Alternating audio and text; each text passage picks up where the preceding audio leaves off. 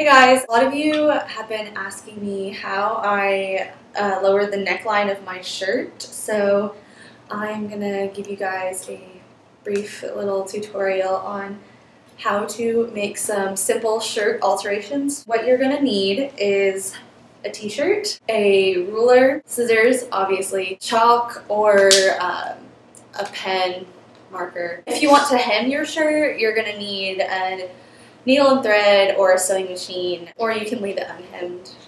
Doesn't matter. So if you want your shirt to have a boat neck like mine, you're going to measure 2 inches out from the collar on the edge, and then 1 inch in the middle of the collar, and connect them so you'll have kind of an ellipsis. And it's the same thing on the back. You can make the back a little bit closer to the collar because it doesn't really matter how it looks in the back. It just depends on where you want it to fall. If you want a V-neck, you're going to measure a shorter distance from the outside of the collar. For this one, I did 1 inch.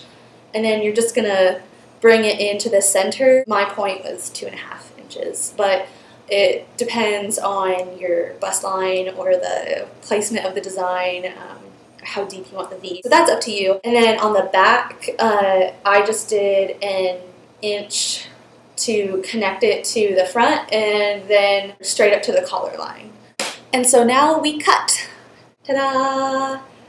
I also cut the hems off of the sleeves just to make them a little shorter and also to match that kind of unfinished look, and also the hem on the bottom. What you can do now is, if you have a sewing machine or you know how to sew, you can hem your shirt. I just kind of rolled up the hem. It kind of gives it a cool unfinished look, and it's the same with the sleeves. If you don't know how to sew or you don't have access to a sewing machine or someone who knows how to sew, you can always ghetto hem it and just take some masking tape, and like you would pin a dress, just pin it with masking tape and it should lay flat. And for those of you guys wondering, this is what the V-neck looks like. So if you wanted it closer to your neck, obviously measure a little closer to your neckline and then you'll get a more drastic V. And if you wanted, you can alter the angle of the V too. And as an added bonus, I thought that I would show you guys what it would look like if you decided to make a tank top.